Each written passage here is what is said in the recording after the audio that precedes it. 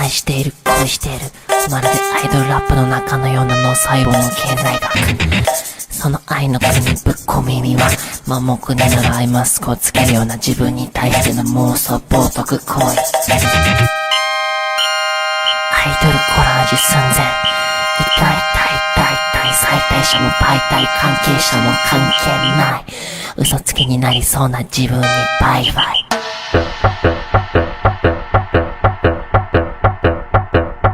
どこまでも進む枯れることを恐れながら、まだ先を見据えていくのかどうかまたその感覚を忘れませんように。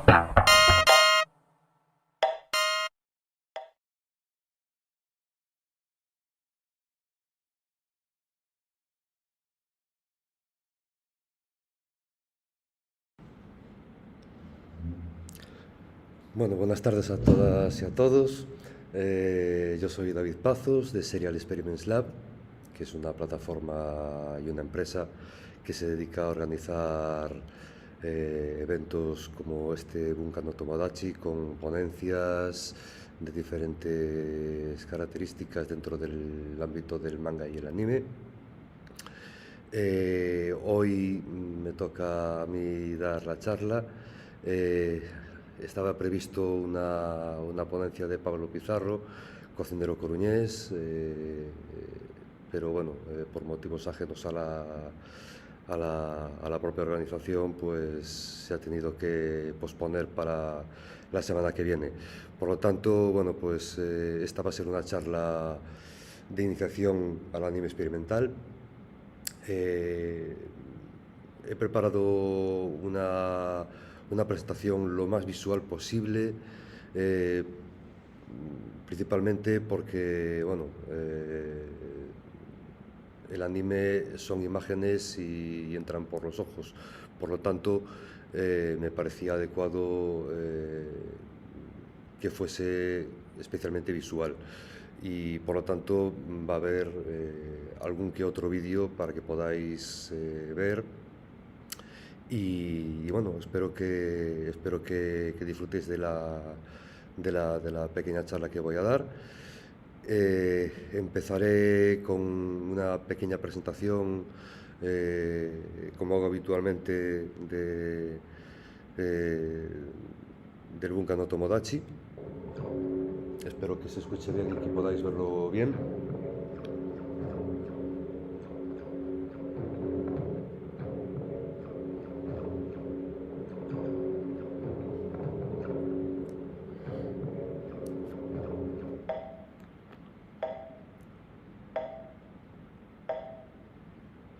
愛している、恋している、まるでアイドルラップの中のような脳細胞の経済学。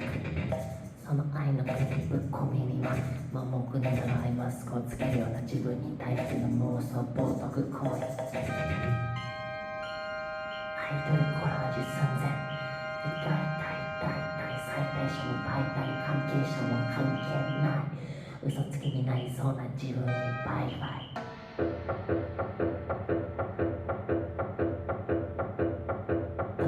進む枯れることを恐れながら、まだ先を見据えていくのかどうかまたその感覚を忘れませんように。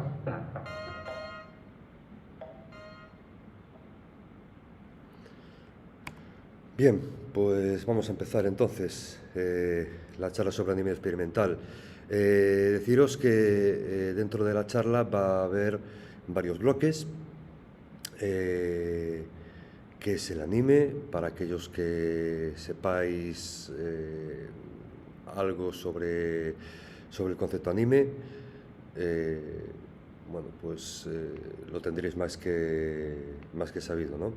Pero para aquellos que no lo sepáis, pues daré unas pequeñas referencias en cuanto a las diferencias que hay entre la animación japonesa y la animación estadounidense y europea.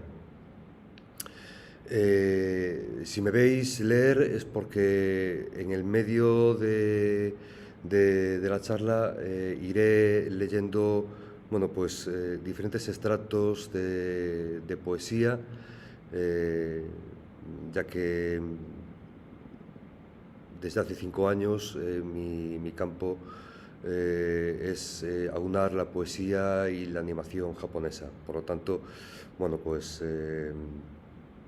espero que sea de vuestro agrado, y vamos a empezar con un vídeo de esos animes experimentales que fueron experimentales en su momento, que siguen siendo experimentales a día de hoy, pero que marcaron un punto de inflexión en ese momento en el que aparecieron y que revolucionaron de alguna manera la escena del anime con su exportación a Occidente.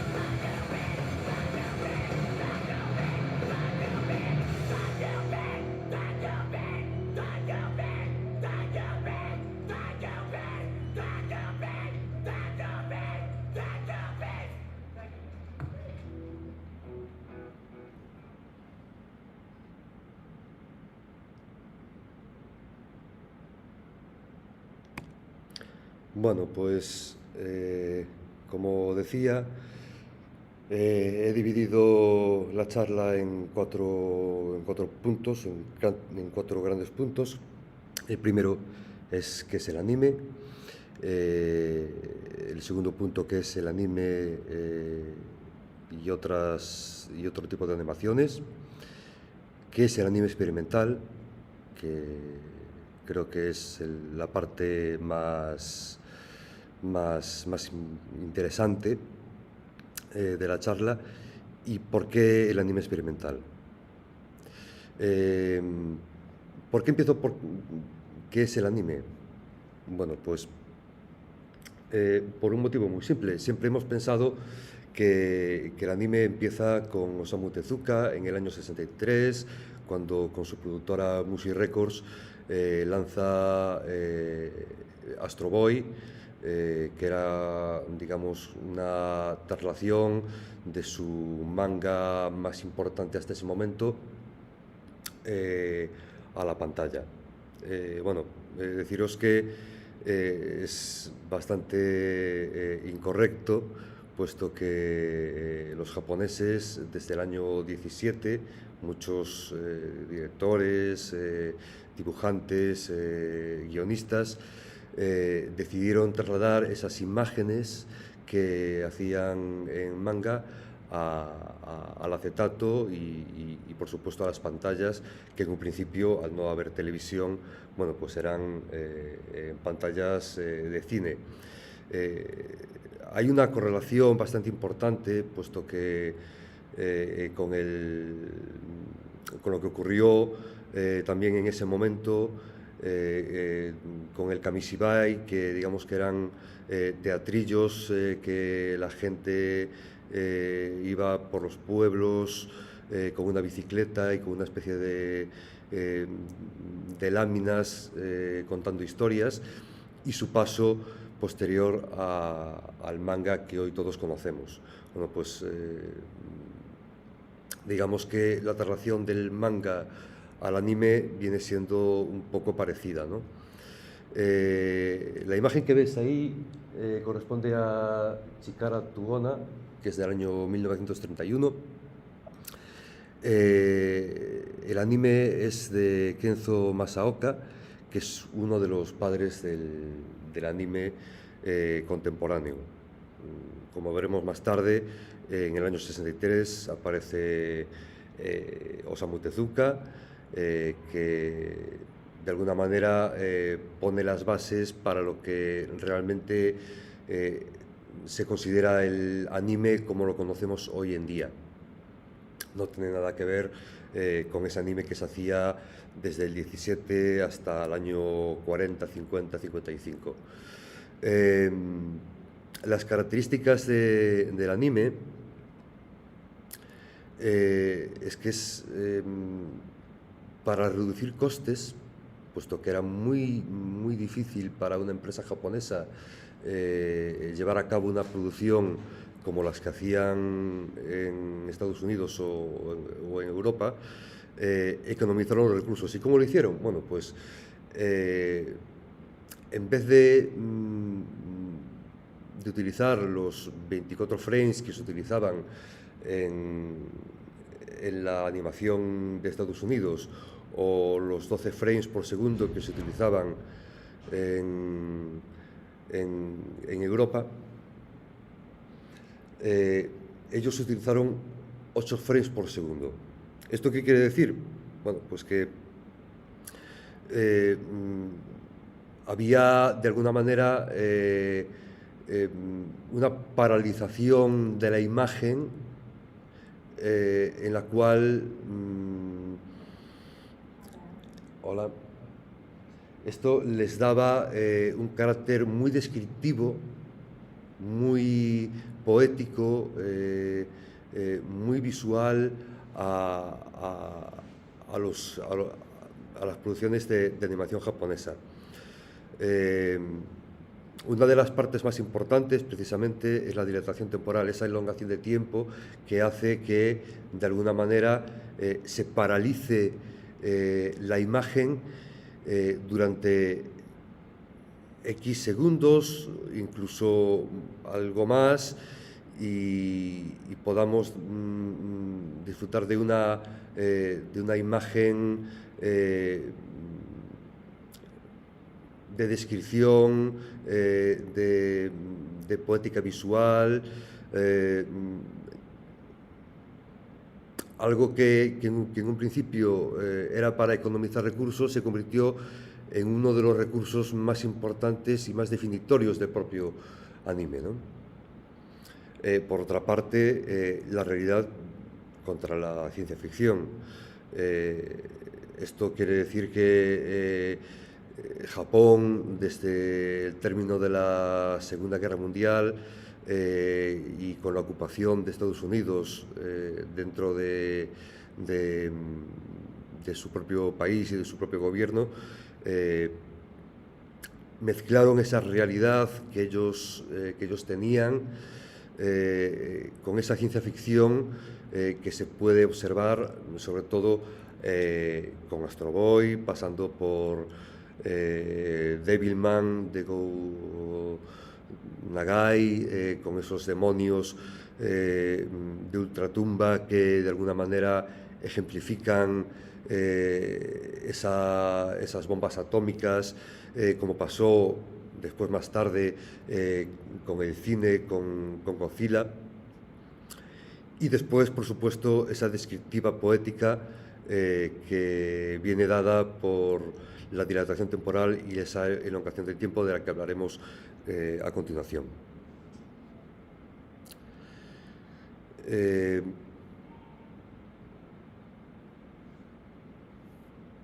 Aquí podéis ver las diferentes características. A mí siempre me gusta pensar que para entender y reflexionar sobre una obra, en este caso un anime, hay que leerla o verla entre líneas y verla siempre desde los sentimientos y desde el corazón, ¿no? De nada sirve tener un amplio conocimiento técnico si los sentimientos están ausentes, si están cercenados, si no somos capaces de dar rienda suelta a aquello que pensamos de una manera un tanto lírica o cuando menos mostrando una cierta sensibilidad, poco a poco nos vamos a ir endureciendo y esa cierta sensibilidad se va a ir consumiendo. Por lo tanto, aquellas texturas, aquellos olores que vemos por primera vez en un manga o en este caso un anime, van a pasar por nuestros ojos y lo vamos a percibir de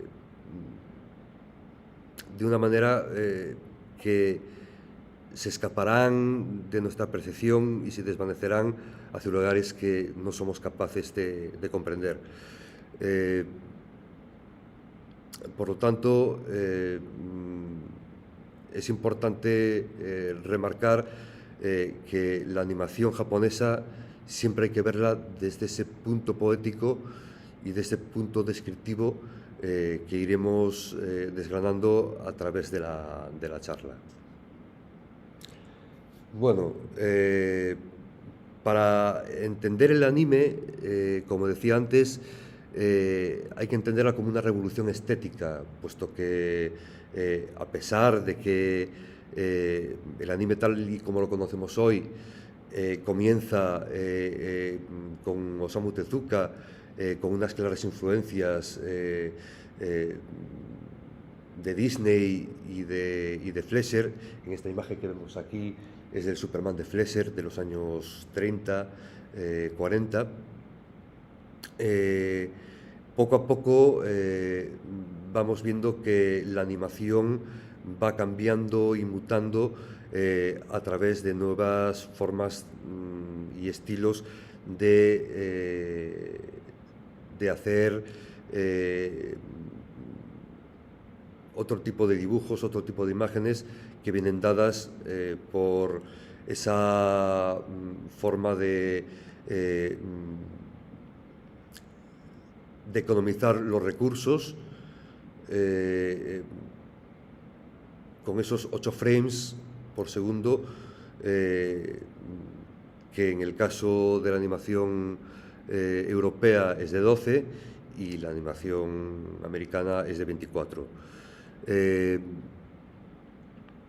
Hay un momento en el que la animación japonesa llega a ser tan drástica en su economización de recursos que los lleva a la utilización de un recurso que se llama el recurso de la utilización de treses. ¿Qué quiere decir esto?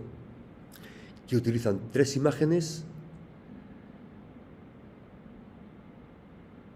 en repetición, con lo cual esa imagen se prolonga en el tiempo y hace que la descripción de la imagen sea todavía vez mayor y que la poética de la imagen sea mucho más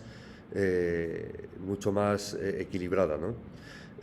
Yo siempre pongo como ejemplo un anime de los años 90, seguro que todos conocéis Oliver y Benji, esos momentos en los que hay una voz en off y hay un campo de fútbol enorme, casi kilométrico, en el que en el cielo azul, bajo el sol, un futbolista está a punto de darle una patada a un balón y es curioso cómo esa imagen se paraliza y hay una reflexión sobre todo aquello que ha tenido que pasar hasta ese punto concreto en el que le está dando ese golpe al balón ese personaje, ¿no? Es casi una imagen inmóvil, quieta, con una voz en off que nos transmite una imagen de ese esfuerzo japonés, de esa forma que tienen, esa idiosincrasia japonesa en la cual no dejan nada por perdido y quieren llevarlo todo al extremo de la gran puesta en escena, ¿no? De ese gran momento culmen en el que todo llega a su final, con un final feliz y esplendoroso, y todo el mundo queda contento y feliz. Por otra parte, se nota que los diálogos, la narración que vemos en los animes son mucho más elaborados que en otras animaciones como son la europea o la americana. Los arcos argumentales, a diferencia de las producciones americanas y europeas, se prolongan a lo largo de las series que vemos y captamos con nuestros ojos. Por lo tanto, eso permite de alguna manera que los personajes no sean estancos y que vayan creciendo a medida que pasan los capítulos, que las relaciones sean mucho más duraderas, que los personajes crezcan a medida que crece la serie y los capítulos, algo que no ocurre con esas producciones que hablábamos antes, que son capítulos autoconclusivos y que apenas hay el arco argumental propio de ese capítulo que vemos.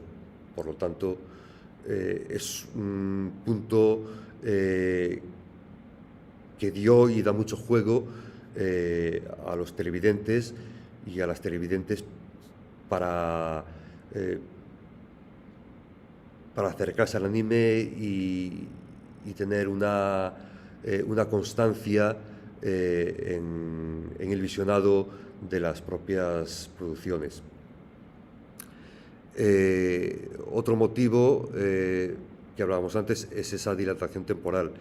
La dilatación temporal es un movimiento, sí o no. ¿Existe realmente esa elongación de tiempo esa forma que hablábamos antes del futbolista que está quieto en el aire, suspendido, y que está a punto de darle al balón de fútbol una patada. Bueno,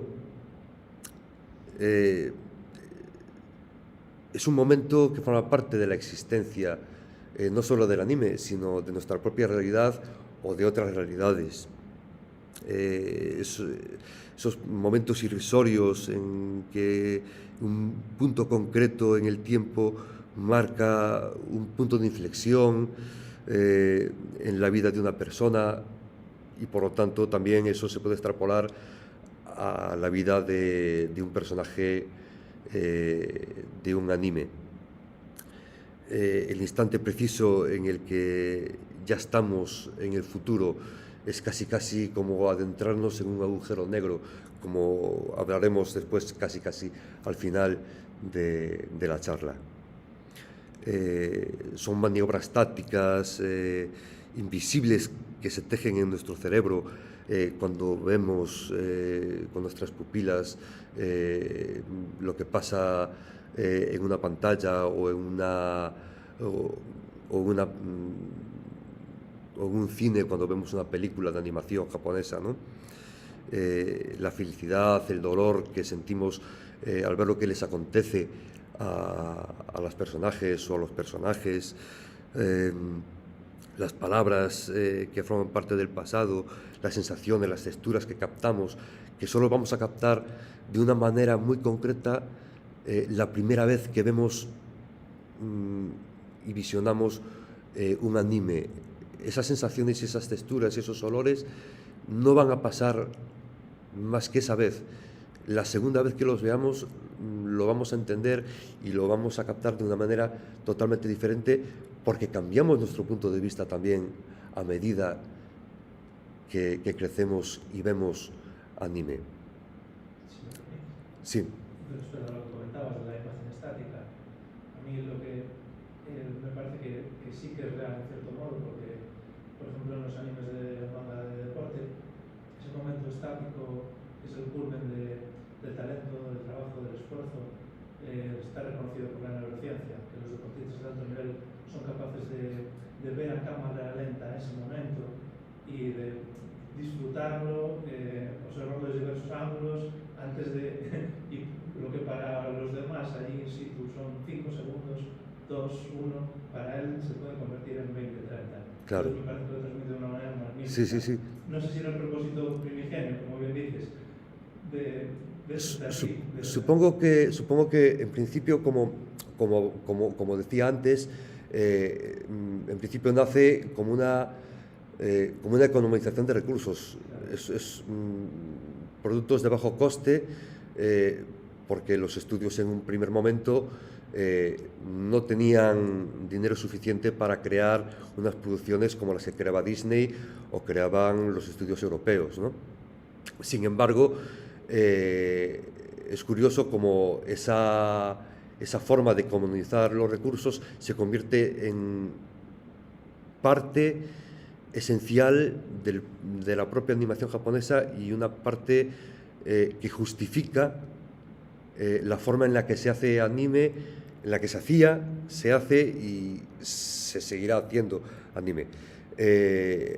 Concretamente, hay un director que también es mangaka, que es Masaki Yuasa, que creó un manga a partir de un anime de Taiyo Matsumoto que se llama Ping Pong, en el cual es curioso, pero esa elongación de tiempo, esa dilatación temporal, en vez de ser una imagen estática, la hace de una manera diferente, y la hace ¿cómo?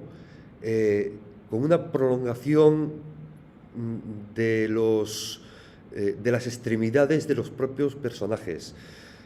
Luego veréis en diferentes vídeos cómo esa elongación de las extremidades hacen que esa dilatación temporal también sea posible más allá de una imagen estática.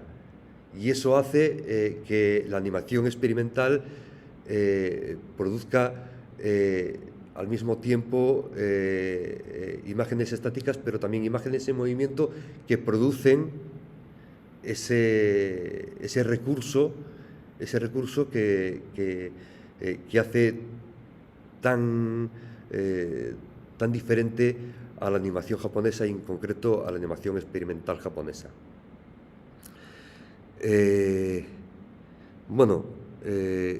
Como decía antes, pues los personajes en la animación japonesa no son estancos y van evolucionando a medida que pasan los capítulos o a medida que pasan las películas.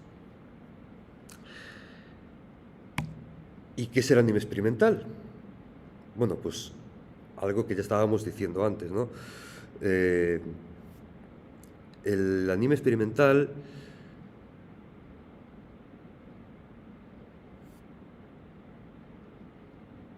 es el resultado de, digamos que de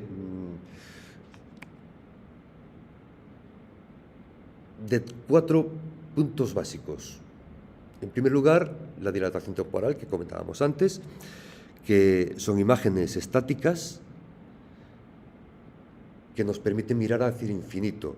Esa imagen estática, esos fondos que son imprescindibles para comprender la animación japonesa, se hace a través de una descripción poética, ¿no?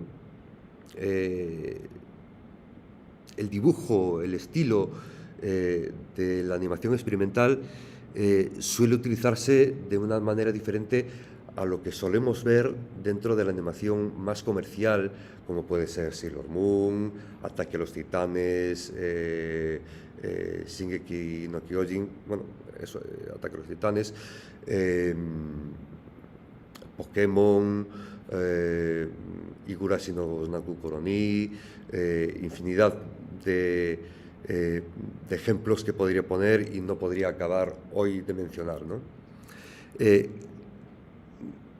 ¿Cuáles son esos estilos y esas técnicas que utilizan? Bueno, pues desde pintura a mano, lápices, el propio CGI en muchas ocasiones, el stop motion, utilizan también videoarte, incluso llegan a utilizar la rotoscopia que el propio Disney utilizó en muchas de sus producciones, como Blancanieves, como películas de los años 40, 50, en los cuales una persona rodaba la película y sobre ella dibujaban los movimientos, algo que posteriormente, en los años 80, Ralph Bakshi utilizó en una película que terminó inconclusa por falta de presupuesto, como fue El Señor de los Anillos. La música en el anime experimental es también muy importante, puesto que muchas de las producciones son cortometrajes, videoclips que hacen los directores, por lo tanto la imagen tiene que ir en consonancia con la propia imagen y el movimiento de la imagen. Sin la música, el anime experimental sería dibujar manga sin lápiz. A veces simples sonidos o simples músicas electrónicas, como el glitch, que está ahora muy de moda, sirven para que esa imagen que vemos cobre sentido. Y por otra parte, la narrativa, que es una narrativa que, bueno, pues es a través de aberraciones cromáticas, colores fluorescentes en muchas ocasiones, está cargada de de movimientos muy rápidos, pero al mismo tiempo lo mezclan con esa propia estática propia de la animación japonesa. Hay giros de cámara casi imposibles que en una producción cinematográfica de imagen real sería casi imposible, ¿no? Incluso sería imposible también dentro del propio manga. Por lo tanto, crear imágenes impactantes para los directores y los guionistas de la animación experimental es muy importante. Bueno, si en algún momento dado tenéis alguna duda o si queréis comentar algo, esto es un espacio abierto, lo podéis comentar como ha hecho nuestro compañero, sin ningún problema. Vamos a intentar que esto sea lo más interactivo posible.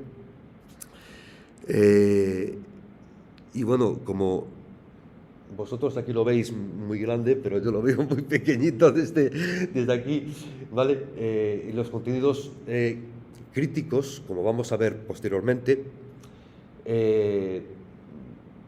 son muy críticos con la sociedad, con la política, están muy apegados a la naturaleza, a cómo el arte y la economía son capaces de mostrar otra cara diferente dentro de la propia animación experimental. La imagen que veis aquí, que está en el centro, es de Shigeru Tamura, que de alguna manera es el padre de todos los animadores experimentales de hoy en día. Y una de sus obras, que veremos un trocito después, se llama Glassy Ocean, y como podéis observar, el tipo de dibujo es muy diferente a lo que solemos ver normalmente en una producción de animación japonesa de carácter comercial. Otros ejemplos de animación experimental, bueno, pues podrían ser El huevo del ángel, que es uno de los más aclamados dibujantes y creadores de videojuegos, como es Yoshitaka Amano, que ha trabajado también no solo en la animación japonesa, sino en el manga, pero también en la industria del cómic estadounidense, con álbumes como Elektra y Daredevil. Bueno, El huevo del ángel para mí es una de las grandes obras de la animación experimental.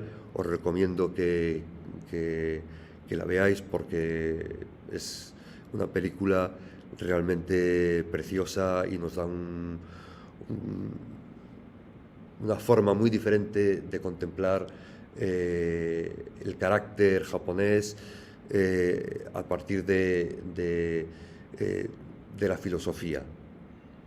Por otra parte, tenemos una adaptación que hizo Koji Yamamura de una obra de Franz Kafka, que es Memorias de un médico rural.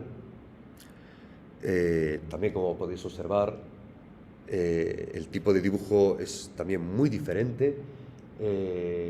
Utiliza también esa elongación de las extremidades que van bailando de un lado a otro de la pantalla y que crean un cierto desasosiego, precisamente y curiosamente en este cortometraje, que dura unos 30 minutos más o menos. Se hace muy desasosegante porque es un ambiente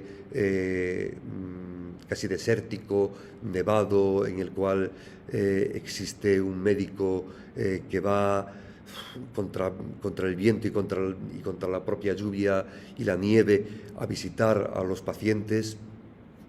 Y bueno, no os voy a desgranar más porque si no sería aquí un spoiler en toda regla, ¿no?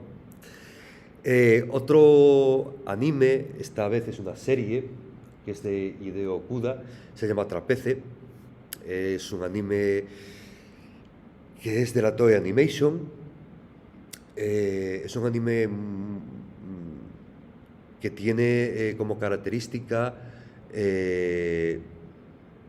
que hay la utilización de rotoscopia, pero al mismo tiempo hay un 2D, imagen real,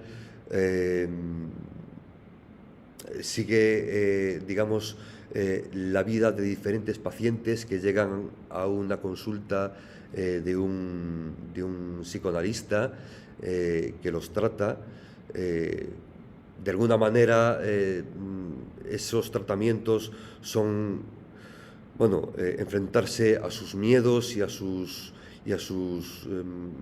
propias filias, y vemos que cada capítulo, aunque es autoconclusivo, hay puntos en común entre los diferentes personajes y las diferentes formas de tratar a los pacientes.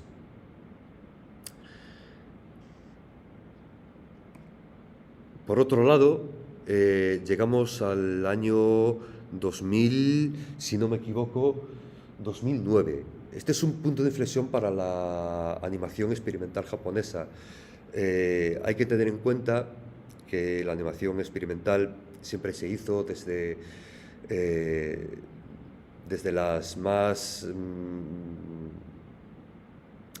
absoluta, digamos que clandestinidad. Los directores, animadores, los propios guionistas, de alguna manera lo hacían desde las universidades tokiotas, de otras universidades japonesas, en lugares casi ocultos, eran casi, digamos que catacumbas en las cuales había un ordenador, una tablet en la que poder dibujar y crear cosas diferentes a lo que se estaba haciendo en aquel momento.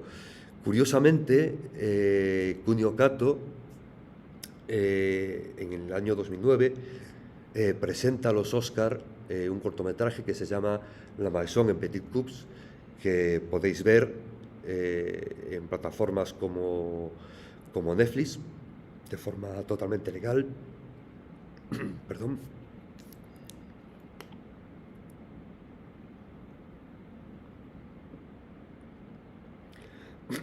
Es un anime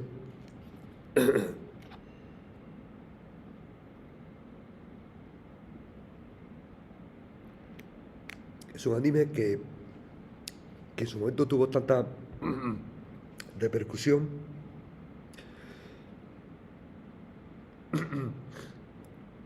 que la propia Pixar utilizó de alguna manera elementos de ese cortometraje de Kunio Kato para crear esa pequeña introducción a la película Up, que es tan entrañable también, por cierto, en la cual un señor mayor, a través de un álbum de fotografías, recuerda los tiempos pasados con su mujer, con sus hijos. La Maison en Petit Coups, que vendría a ser la casa de los pequeños cubos, nos cuenta la historia de un señor mayor que vive en una casa, y es una casa muy especial porque es una casa perdón, es una casa que se va construyendo a medida que va subiendo el nivel del mar, con lo cual los recuerdos que tiene este señor, este anciano, van quedando en esas capas cubiertas por agua en las antiguas casas que iba construyendo poco a poco, y se ve, bueno, pues como a través de una inmersión en el agua va abriendo escotillas, va recuperando imágenes, recuerdos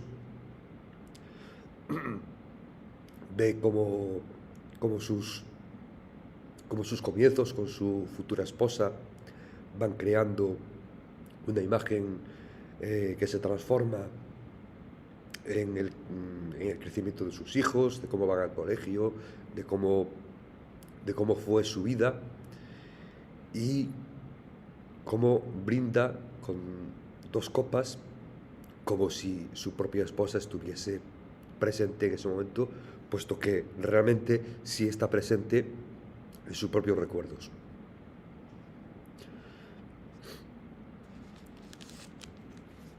Vamos a ver un vídeo.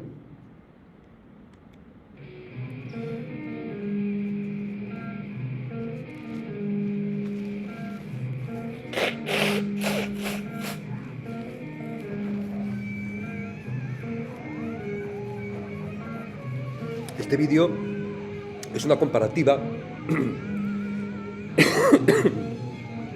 de animación experimental con anime más comercial, y veréis qué diferencia hay entre unas y otras producciones, proviniendo ambas o todas estas producciones del mismo país, que es Japón.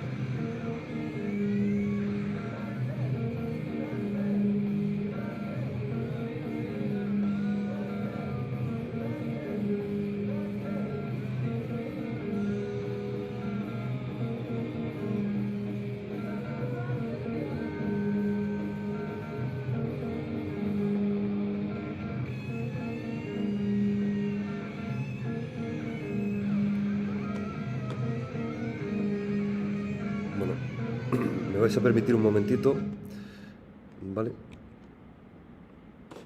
Porque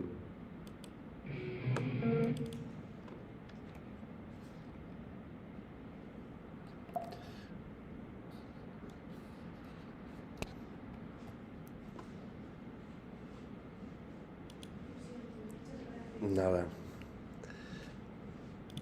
porque el vídeo tiene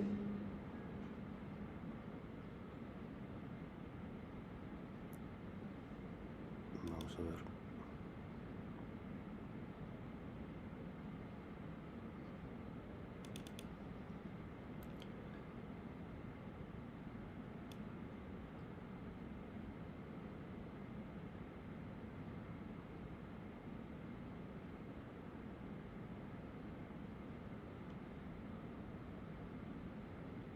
Tiene un pequeño fallo el vídeo.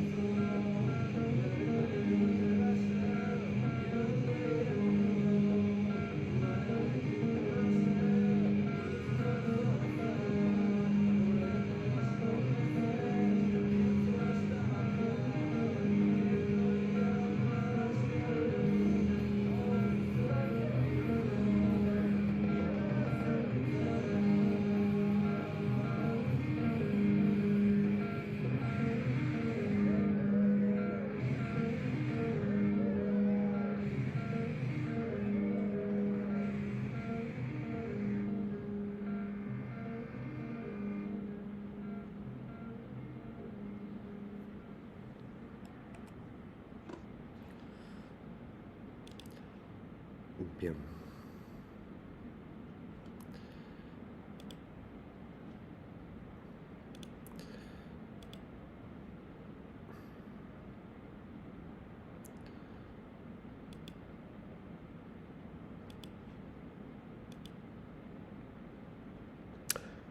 Bueno, pues a partir de que Kunio Kato gana el Oscar con La Maison en Petit Coups, hay un cambio de paradigma. Kunio Kato y Koji Yamamura crean una plataforma online que digamos que es la influencia y la semilla de alguna manera para que el anime experimental empiece a crecer de forma exponencial y veamos a artistas y a creadores de una forma más sencilla a través de la red de internet. Y esa plataforma se llamó Polos on Earth. Polos on Earth era una plataforma en la cual aquellos creadores que quisieran subir su propia creación la podían subir, y entre todos los creadores creaban un debate, creaban una sinergia y se ayudaban entre ellos a crear, bueno, pues incluso animaciones de formas colaborativas.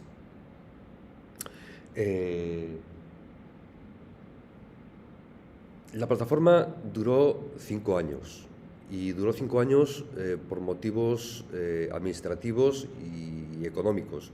La administración japonesa y la universidad japonesa no dio más dinero para poder llevar a cabo el proyecto, por lo tanto se cerró y se borró todas esas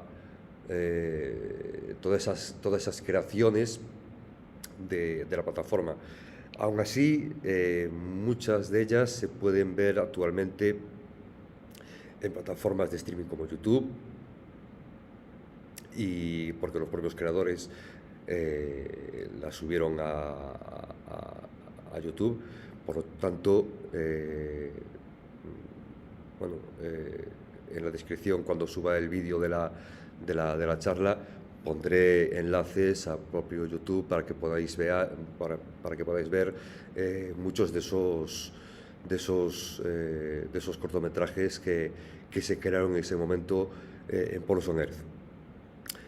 ¿Por qué digo que de Polos on Earth al colectivo CALF? Bueno, pues porque a raíz de la desaparición del colectivo CALF nace en las propias universidades y en talleres creados en las propias universidades para estudiantes de secundaria o de preparatoria, nace el colectivo CALF, que eran animadores que se oponían y se oponen totalmente a las formas más habituales del canon de belleza del anime más convencional y más comercial. No les gusta la forma en la que se desarrolla la industria, intentando que todos aquellas y aquellos televidentes estén parados mirando una pantalla sin que haya una crítica, una forma de entender la animación como arte y no solo como entretenimiento. De hecho, bueno, muchos de estos animadores aparecen, como decía antes, bueno, pues a partir de Polos on Earth, en los sótanos de las universidades, en los cursos organizados para estudiantes. Sus ideas van en contra de los grandes estudios, son críticos con la sociedad y con su propia sociedad japonesa, pero también con la propia sociedad a nivel mundial.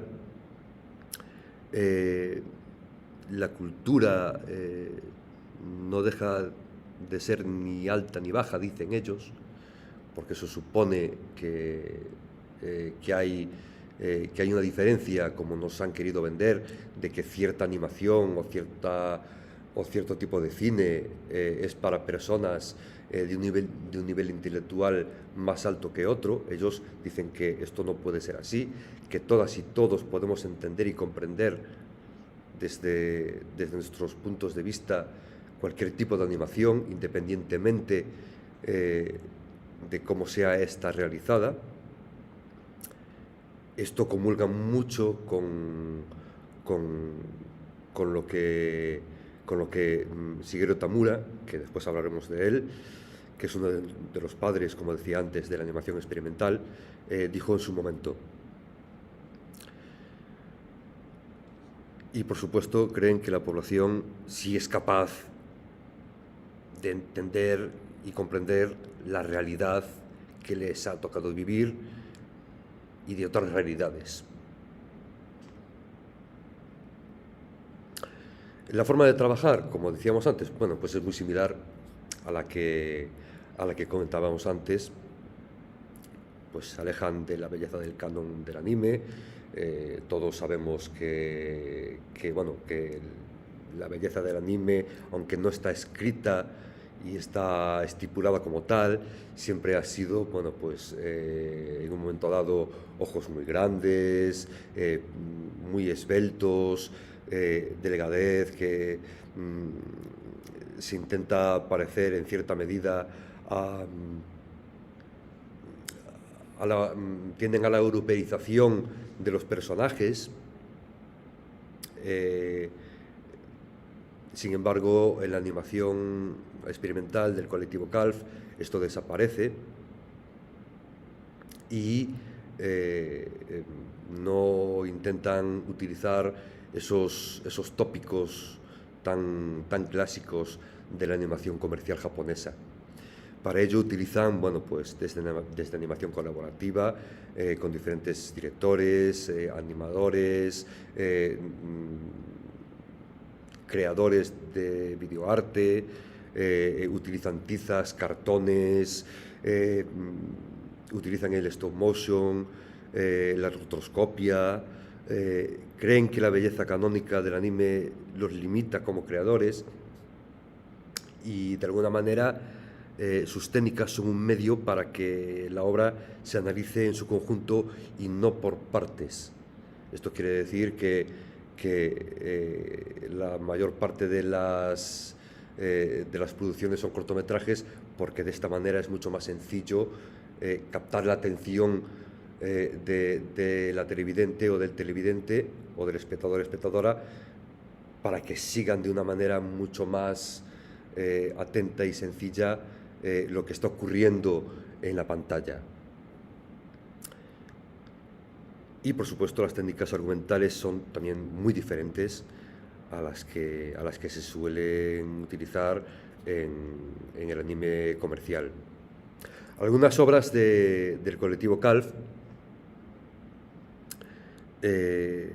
son las siguientes. Por una parte tenemos, bueno, como veis, es totalmente diferente a lo que se suele ver en el anime más convencional. Por una parte tenemos Fantastic World de Ryo Hirano. Es curioso como una obra de hace 10 años ha influido, como podéis ver por el tipo de animación, a obras que luego han sido o ya son casi de culto, como pueden ser no sé, Hora de Aventuras o este tipo de animación que hace Cartoon Networks, por ejemplo, ¿no? Por otra parte tenemos a Hiroko Ichinose, uno de los grandes creadores del colectivo CALF, con uno de sus cortometrajes que es Tutti Tu. Juega un poco con la dualidad de las personas y de cómo esas esas personas son capaces de unirse en un objetivo común para crear nuevas formas de expresión corporal. Y por último, tenemos a Ishida Hiroyasu con una obra que se llama Fumiko's Confession, que está realizada en base a manchas de tinta, algo que es también muy diferente a lo que se suele ver incluso dentro de la propia animación experimental. No quería dejar pasar la ocasión sin ver cómo los creadores de animación experimental, aunque realmente es muy parecida a la de los creadores comerciales, quería poneros un vídeo de cómo trabajan. Es un vídeo muy cortito,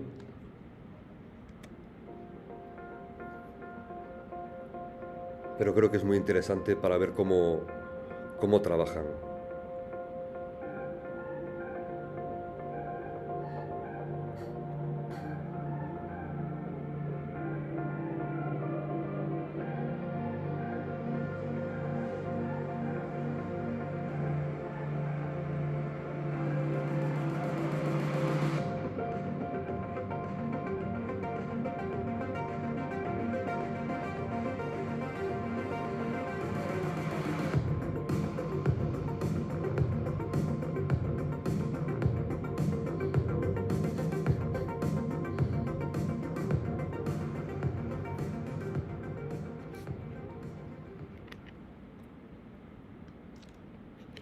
Bueno,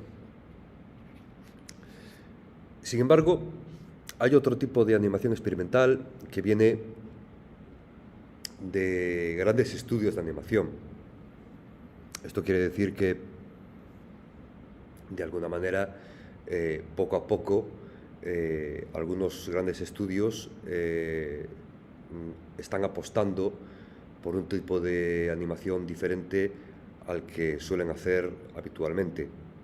Un caso bastante curioso es el de Aku no Hana, que si no me equivoco, de Hiroshi Nagahama. Es que a veces me resulta difícil pronunciar los nombres japoneses. Es un anime que está basado en la obra Las flores del mal de Baudelaire, adaptada a nuestros tiempos, y está realizada a modo de retroscopia. Es una obra que se tratan temas como el bullying, como la vida de los estudiantes en Japón es extremadamente dura y difícil. Y bueno, es un anime que es muy interesante para ver y para contemplar. Por otra parte, tenemos a Serial Experiments Lain. Creo que es una de las grandes obras de animación experimental, no tanto por su tipo de dibujo, porque se acerca mucho al anime convencional, sino por el contenido que nos presenta. Es una obra que aparece muy pareja, aparece muy cercana, casi en el tiempo, a Matrix de las hermanas Wachowski. Y es curioso como muchas partes de Matrix y Lain, sin haber tenido contacto, los creadores coinciden en muchas de las ideas centrales. Es decir, ese mundo que creemos que es real o no real, que vivimos o no vivimos, qué es lo auténtico o no auténtico, la figura de ese Dios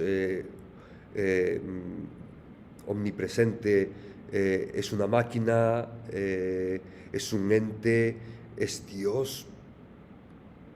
Esa elección que le dan a elegir tanto a la protagonista de Laín entre esa droga para llegar a ese otro mundo virtual.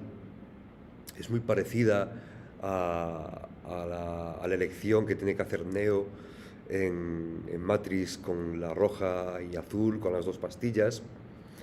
Ya os digo, no es ningún plagio, es el cyberpunk que se hacía en el momento, y ambos creadores, tanto Ryotaro Nakamura como las hermanas Wachowski, son fans de Serial Experiments Lain, las Wachowski por su parte, y Nakamura de Matrix. ¿Beben de algún tipo de literatura de ciencia ficción asiática de años 60, 70? Sí, vamos a ver, el cyberpunk realmente es muy amplio. Nace en los años 80 con la inclusión, supongo que todos recordaréis Blade Runner, la película tan recordada de Ridley Scott, en la cual nos mostraba a una ciudad muy cercana a un Tokio futurista, muy cercano también a ese Neo-Tokio de Akira del año 89, en el cual los neones, los puestos de comida estaban al orden del día. Ese es el cyberpunk más distópico, que nos hace reflexionar de alguna manera sobre lo que está aconteciendo a nivel social y político en nuestra realidad. Eso es lo que nos intenta mostrar el cyberpunk. Como todo, el cyberpunk va evolucionando, y lo que en un principio es mostrarnos esa realidad que los medios de comunicación nos velaban, se convierte de alguna manera en una manera de mostrarnos una nueva filosofía del humanismo, de ver cómo de alguna manera las máquinas, la realidad virtual incipiente llega a nuestras vidas, y cómo hacemos uso de ellas, y cómo por supuesto nos afecta. Esto también ocurre en otro anime también de esa época, como es Ghost in the Shell, que ha pasado de ser una animación experimental a ser una gran franquicia con series, películas, que ahonda en esa relación de hombre-máquina, que de alguna manera en un futuro lejano, bueno, pues supongo que aparecerá, y que nos llevará, bueno, pues a un estado, si no similar, parecido al que nos muestran tanto Ghost in the Shell como Serial Experiments Lain, y como hicieron las Wachowski, Matrix. No sé si respondo mucho a tu pregunta. Sí, no, principalmente era saber si había grandes autores, que lo desconozco, tipo Asimov, Lem, de la Sí. inversión oriental, o si ya se basaban en una literatura internacional. Sí, a ver, por supuesto se basan en Asimov, en Len, en muchos de los escritores rusos, checos que había en aquel momento. Se basan también mucho esa mezcla de ciencia ficción con el lenguaje Lovecraftiano de H.P. Lovecraft. Suele pasar mucho en animación tipo Gundam, en la cual, aunque no lo parezca, hay dos partes muy diferenciadas, ¿no? Estamos en plena Guerra Fría, años 70, 80, y de alguna manera vemos como hay dos facciones en la propia animación, la parte más capitalista y la parte más comunista. Entonces se ve muy bien ese enfrentamiento entre los dos mundos, occidental y el mundo soviético, ¿no? Que se refleja en la franquicia Gundam, que bebe mucho de la ciencia ficción, pero también bebe mucho de esa manera de escribir de Sagan, de Lem. Incluso podríamos hablar también que Ursula K. Le Guin es también una fuente de inspiración importante como feminista dentro de una serie como es, por ejemplo, Lain, puesto que el autor es un gran admirador de esta autora. Desgraciadamente falleció hace relativamente poco y bueno, nos ha dejado un legado impresionante, ¿no?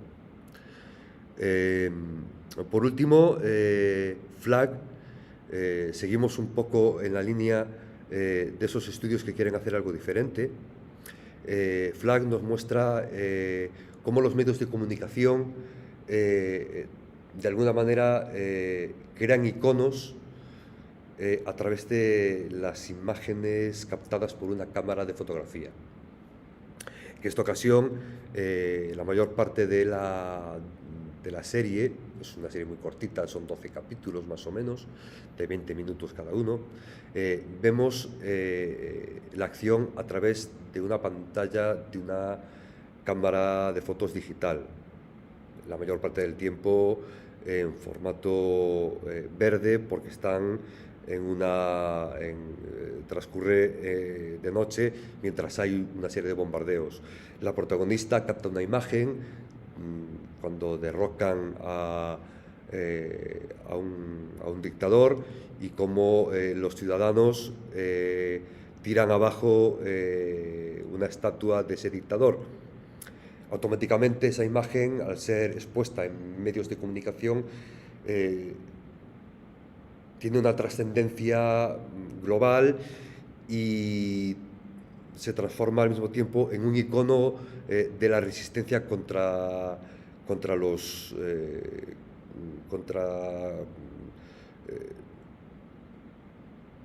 países que están sometidos a una dictadura o a un régimen dictatorial. Hace reflexionar sobre cómo la protagonista se opone a que su imagen sea un icono global de este tipo de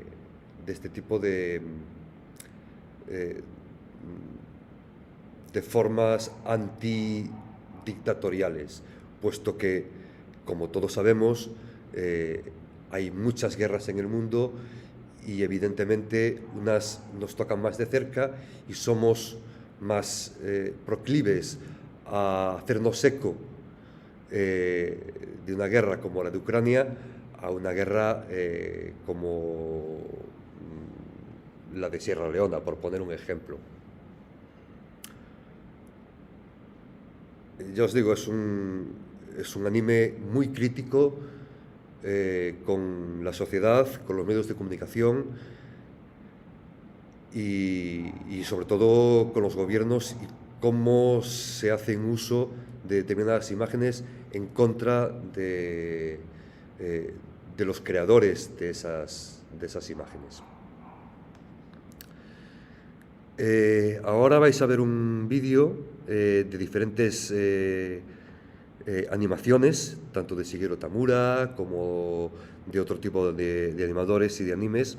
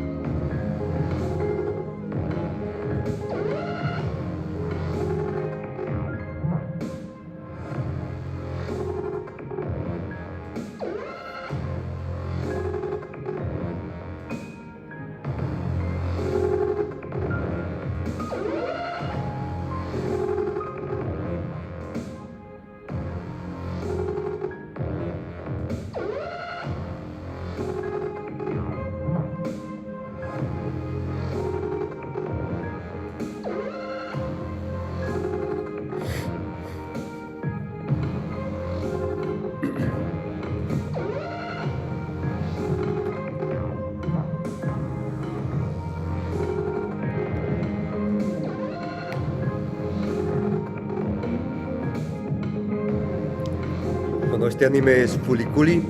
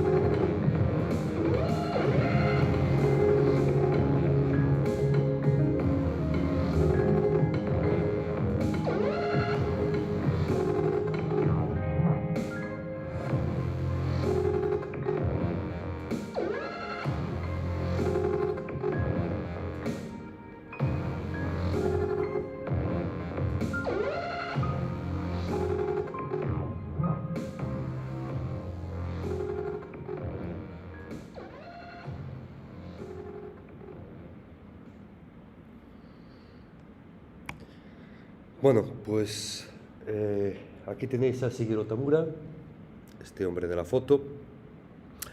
Shigeru Tamura, bueno, aquí podéis ver imágenes que también habéis visto en el vídeo anterior. Shigeru Tamura en cierta ocasión dijo que el anime experimental está interesado en un público especializado y la técnica y la narrativa y formato están la mayoría de las veces sujetos al autor y su deseo de expresar con ello determinadas sensaciones y sentimientos. Las técnicas pueden ser muy variadas, al igual que la historia narrada. Puede o no haber un personaje, puede o no haber un conflicto. El límite es la capacidad del artista para explorar y explotar al máximo un arte como es la animación, que está siendo retomada, que está retomando su lugar como forma pionera del cine. Bueno, podemos estar de acuerdo o no. Lo cierto es que yo quiero pensar que la animación experimental es para todos. En esto, evidentemente, animadores experimentales se oponen a esta primera parte de de la frase de Tamura. Pero en definitiva, bueno, es uno de los grandes animadores experimentales, puesto que su obra con Ursa Minor Blue o Glass Ocean ha marcado tendencia en su momento, ¿no? Sin embargo, como hablábamos antes, algunos estudios de animación poco a poco van introduciendo pequeños cambios. Por una parte, voy a poner dos ejemplos. Rainbow, que es una adaptación de un manga. El anime lo dirigió Hiroshi Kojima. Y Ataque a los Titanes, de Tetsuro Araki. Cuando vemos estos dos animes, uno de ellos, el de Rainbow, es un anime experimental, vemos unas facciones en las caras de los protagonistas que son muy diferentes a los que solemos ver habitualmente. Algo que también ocurre en otros animes, como pueden ser Kaiji, y cuando vemos Ataque a los Titanes, ese tipo de caras, de posiciones del cuerpo, son totalmente introducidas como recurso a partir de la animación experimental. Esto quiere decir que poco a poco el anime convencional va introduciendo de forma muy paulatina elementos de la animación experimental. Hay que tener en cuenta que las grandes corporaciones, como pueden ser MAPPA, como pueden ser Toei Animation, como puede ser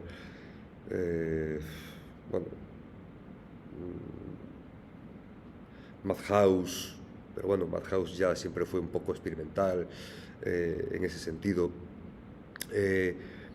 empiezan a mostrar cambios porque también así lo requiere el propio público, que está muy atento a las nuevas formas de hacer anime en Japón. Y vamos a una línea temporal, vamos a ir casi terminando, ¿no? Tenemos el 1917, que es cuando empieza el anime, no como pensábamos en el 63 con Osamu Tezuka, sino que ese anime primigenio va pasando por etapas, esos primeros animes, hasta que llegamos a 1931 con animes un poquito más elaborados. Pasa el tiempo y aparece Astro Boy de Osamu Tezuka, que de alguna manera, como decíamos al principio, hace algo que no había hecho nadie, y es conseguir que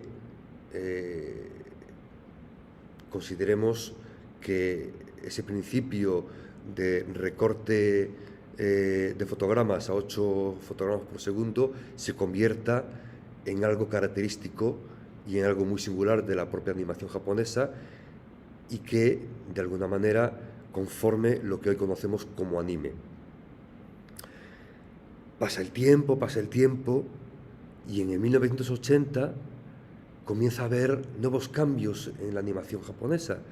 Vemos como hay una europeización del cuerpo de los personajes, con ojos grandes. Todos recordamos animes como, por ejemplo, Candy Candy, con esos ojos grandes, con esas melenas rubias al viento, o por ejemplo Ulises 31, que también es un anime de ciencia ficción de alguna manera, ¿no?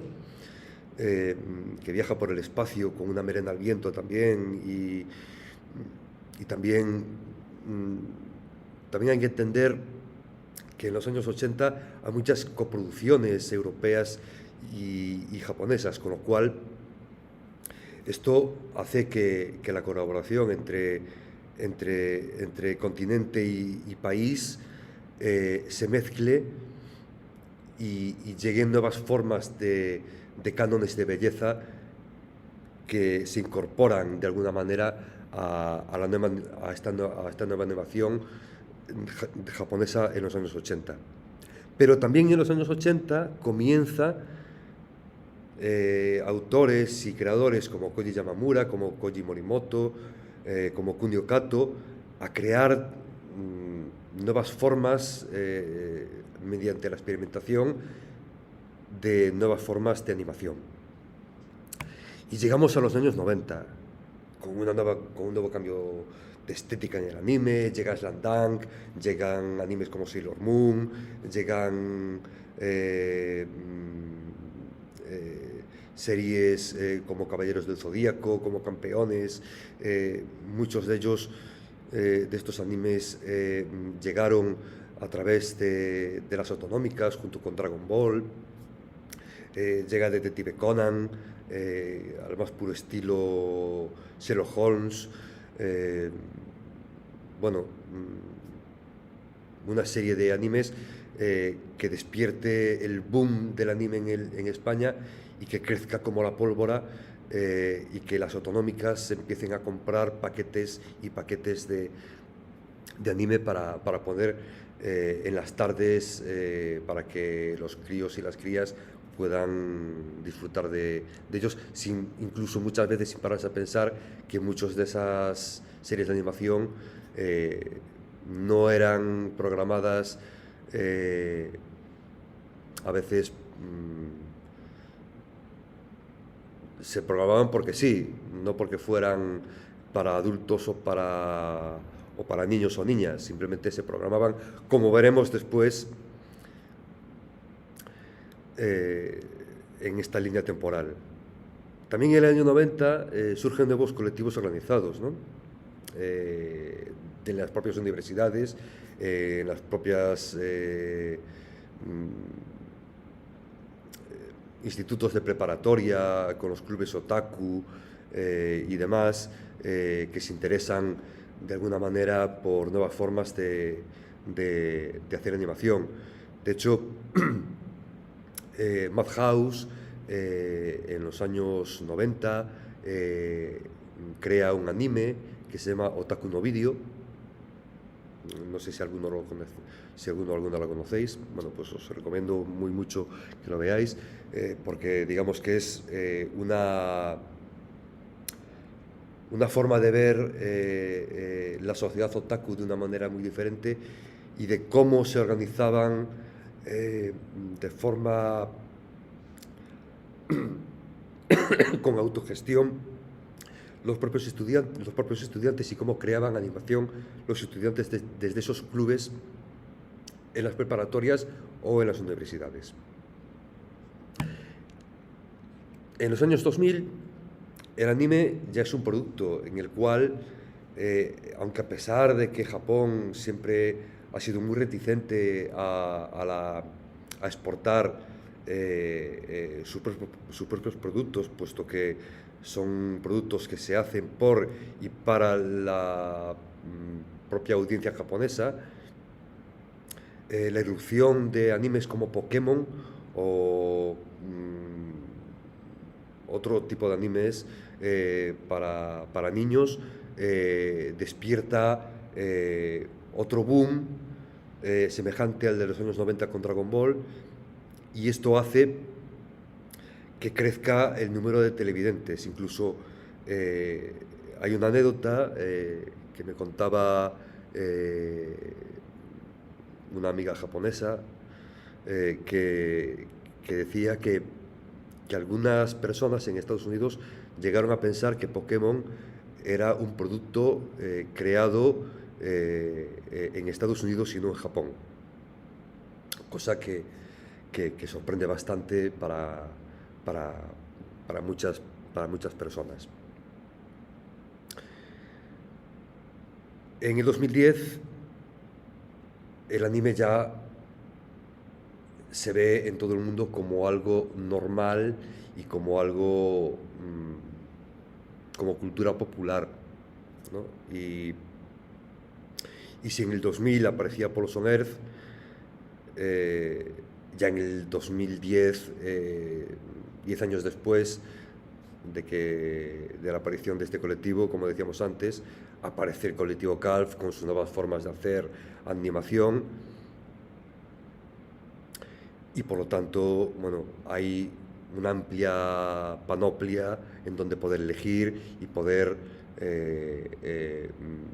degustar tanto anime comercial como anime experimental. Creo que una cosa no está reñida con la otra. Se puede ver anime experimental y se puede ver animación comercial sin ningún tipo de problema y sin necesidad de que te tachen de, como he oído por ahí, de intelectual del anime o intelectual de tal. Creo que esas cosas, a estas alturas de la vida, yo creo que la animación es animación, y aunque una etiqueta es una etiqueta, sigue siendo animación, sea esta japonesa o sea española, americana, checa o hindú, por poner un ejemplo. Y en el 2020-2022, como hablábamos antes, pues empieza a haber ya unos cambios paulatinos dentro de la animación comercial, con esas pequeñas inclusiones de elementos de la animación experimental dentro del anime comercial.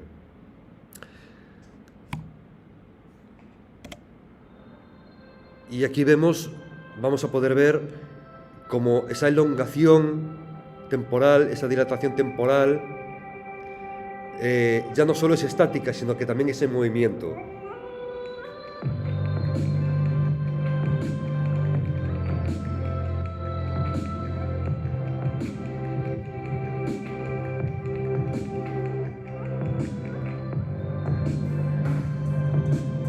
Con lo cual podemos afirmar que el anime es anime por su característica dilatación temporal. Bueno, pues actúa esta dilatación temporal en el anime como actuaría la luz sobre un cuerpo inmerso en un agujero negro, como el que estáis viendo en la pantalla.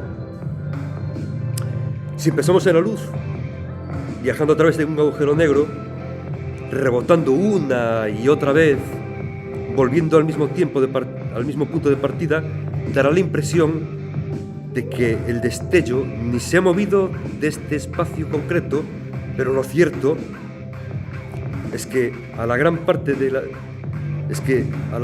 velocidad que viaja la luz, el proceso de interacción de este destello, generado por las ondas electromagnéticas, se ralentiza, creando así una falsa quietud, creando en realidad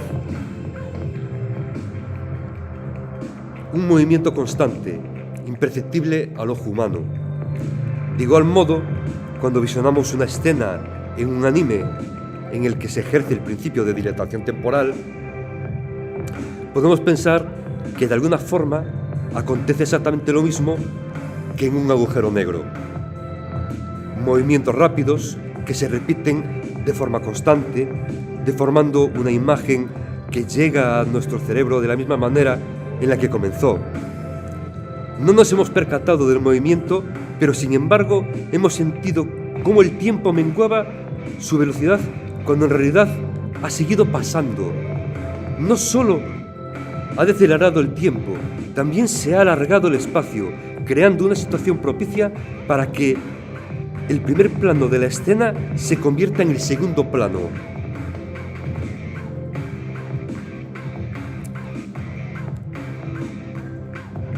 ¿Podéis verlo aquí?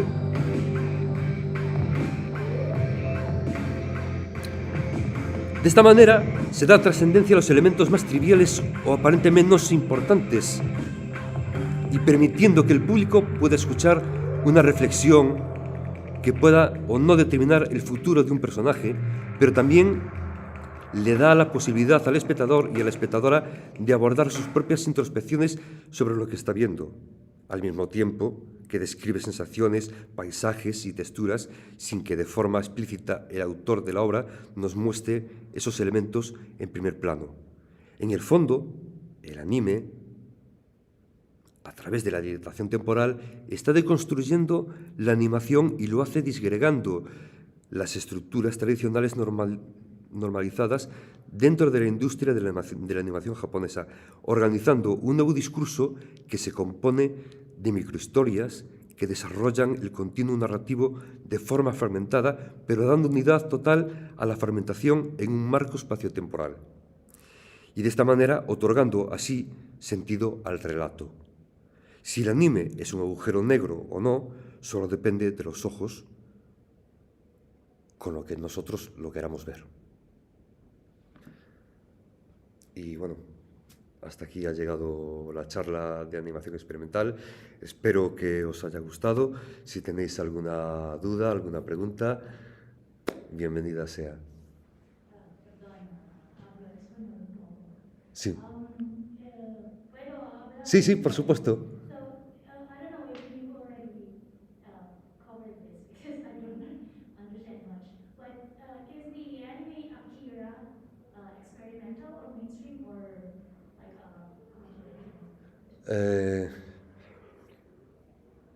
La animación experimental realmente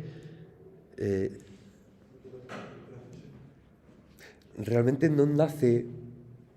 Bueno, no sé si me estás entendiendo bien, porque yo no sé hablar inglés, entonces. Igual puedo hacer algo. Sí. He's trying to tell you that the experimental animation didn't born, no nació de... No nace de los propios autores. Ellos no se dan cuenta. It wasn't born from the authors. They didn't realize about they are developing this gender. It comes naturally. It's like an evolution. But you are trying to know if it's properly experimental or mainstream or an hybrid. Realmente es una. Está en un momento de transición, Akira. Sí. It's like in the middle, temporary. Sí. Yes. De hecho. After the cyberpunk movement, the final years of the 80s, when Akira born as an anime, is when experimental anime starts its career. De hecho, el propio término, la propia etiqueta animación experimental, la acuñé hace 16 años cuando aquí en España no se hablaba absolutamente nada ni de estos autores, ni de este tipo de animación. This gender, experimental anime, was created only 16 years ago in Spain. We didn't feel animes like Paprika as experimental anime before 2010.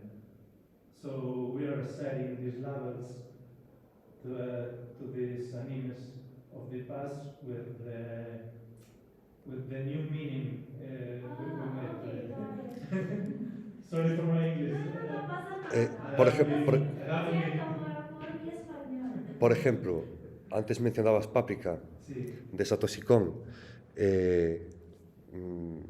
Satoshi Kon para mí es un autor muy experimental porque, por ejemplo, con una película, con Millennium Actress, consiguió algo, bueno, con Millennium Actress y con todas sus películas, ¿no? Pero con Millennium Actress consiguió hacer una superproducción hollywoodiense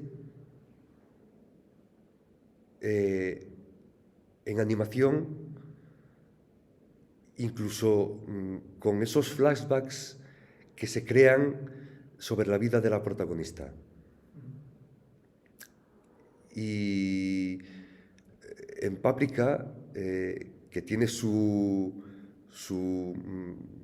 contrapartida en la película Origen de Christopher Nolan, que es, digamos, casi una adaptación un plagio, puesto que el autor, bueno, no sé si lo sabíais,